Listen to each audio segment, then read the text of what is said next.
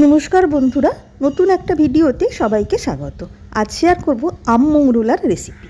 কাঁচা আম দিয়ে এইভাবে মৌরলা মাছ রান্না করলে ভীষণই টেস্টি হয়, ভাতের সাথে ভীষণই ভালো লাগে।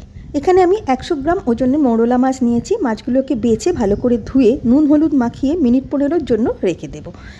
মিনিট 15 বাদে এবার মাছগুলোকে ভাজবো। তার জন্য কিছুটা সর্ষের তেলকে ভালো করে গরম করে নিয়ে মাছগুলোকে দিয়ে দিলাম।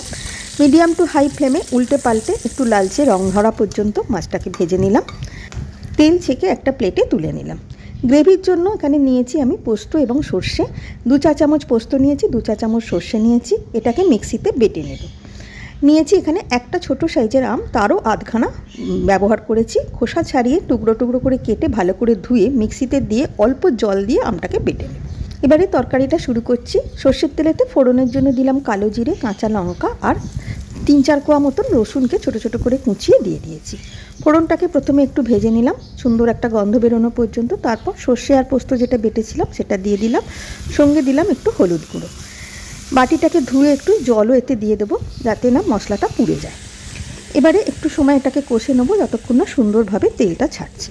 আর মশলার পরিমাণটা তোমরা যতটা তরকারি বানাবে সেই আন্দাজে দেবে। আমি এখানে 100 গ্রাম মৌরলা মাছের জন্য করছি, সেই আন্দাজেই সব উপকরণগুলো নিয়েছি। তেলটা ছেড়ে আসতে মিশিয়ে দিলাম যে আমটা বেটে রেখেছিলাম সেটা দিয়েও একটু মশলার সঙ্গে কষে নেব যাতে আমের কাঁচা গন্ধটা কেটে যায় এবং মশলাটাও বেশ ভাজা ভাজা হয়ে যায়। দেখো তেল ছেড়ে দিয়েছে। এবারে মিশিয়ে দিলাম 1 কাপ মতন ঈষৎ উষ্ণ জল। যেহেতু এটা একটু পাতলা পাতলা হয় তাই জলটা একটু বেশি দিলাম স্বাদ মতো নুন, আর টেস্টটা ব্যালেন্স করার জন্য 1 চা চামচ চিনি। ভালো করে ফুটে উঠতে দিয়ে দিলাম আগে থেকে ভেজে রাখা মৌরলা মাছগুলো। এবারে ঢাকা দিয়ে লো ফ্লেমে 4 থেকে 5 মিনিট মতো রান্না করে নেবো যাতে মাছগুলো নরম হয়ে যায় এবং গ্রেভিটাও সুন্দরভাবে তৈরি হয়ে যায়। 4-5 মিনিট বাদে ঢাকাটা খুলে দেখে নিলাম। দেখো মাছগুলো সুন্দরভাবে নরম হয়ে গেছে এবং গ্রেভিটাও তৈরি হয়ে এসেছে।